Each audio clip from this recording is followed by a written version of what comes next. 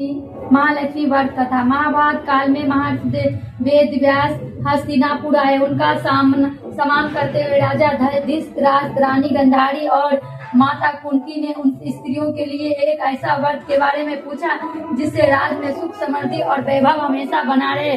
महर्षि वेद व्यास ने उन्हें 16 दिन के महालक्ष्मी व्रत महत्व बताया। उन्हें यह कथा भी सुनाई कि कैसे एक राजा को महालक्ष्मी के अनादर के कारण दरिद्रता का सामना करना पड़ा और बाद में इस व्रत की प्रभाव से उसे अपना खोया हुआ वैभव वापस मिला। व्रत की प्रभाव से राजा चक्रवर्ती बन गया और उसके राज में सुख समृद्धि वापस लौट आए।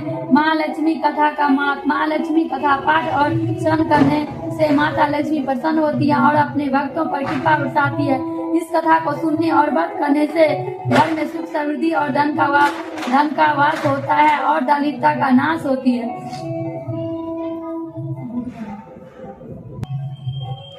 महालक्ष्मी व्रत कथा प्राचीन काल की बात है। महालक्ष्मी कथा के अनुसार एक गांव था जिसमें एक गरीब ब्राह्मण रहता था और वह भगवान विष्णु का भक्त था। वह नियमित रूप से श्री विष्णु की पूजा करता था और एक श्री हरि ने उसे ब्रह्मा की पूजा से प्रसन्न होकर उसे वर मांगने को कहा। तब ब्राह्मण ने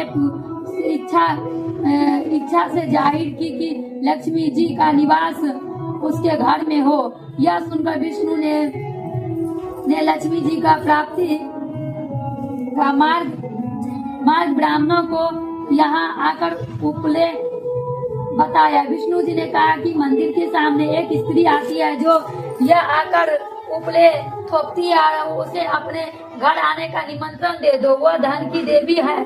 जब लक्ष्मी जी तुम्हारे घर आएगी तो तुम्हारा घर धन धान्य से भर जाएगा।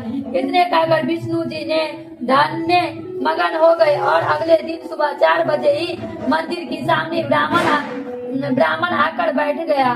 कुछ ही देर में लक्ष्मी जी उपले थोपने वहाँ आई और ब्राह्मण ने उनके घर आने का निवेदन किया।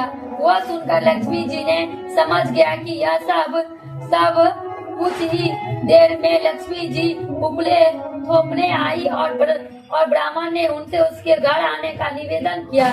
लक्ष्मी जी समझ गई कि यह सब विष्णु जी ने ही उसे करने के लिए कहा है और उन्हें ब्राह्मण ने कहा कि तुम महालक्ष्मी व्रत करो। यह व्रत 16 दिन तक व्रत करना और 16वें दिन रात को चांदना की अर्घ देने के बाद ही तुम्हारा मनोरथ पूरा होगा। इसके बाद लक्ष्मी जी की पूजा कर ब्राह्मण ने देवी की उत्तर दिशा की और मुख करके पुकारा। उसकी तपस्या से प्रसन्न होकर माँ ने अपना वचन पूरा किया।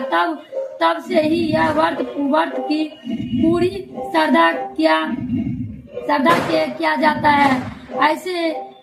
ऐसा ही करने से व्यक्ति को माँ का आशीर्वाद प्राप्त होता है।